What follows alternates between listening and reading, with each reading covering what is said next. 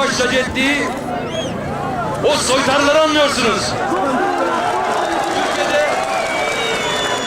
Türkiye'de sanatçının tarihsel bir misyonu vardır.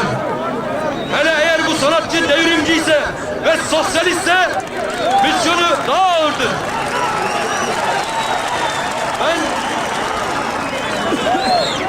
Ben geçen gün de söyledim.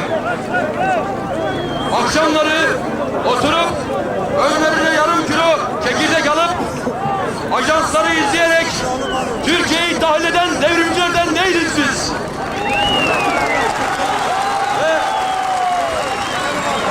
zamanında söylemiştim.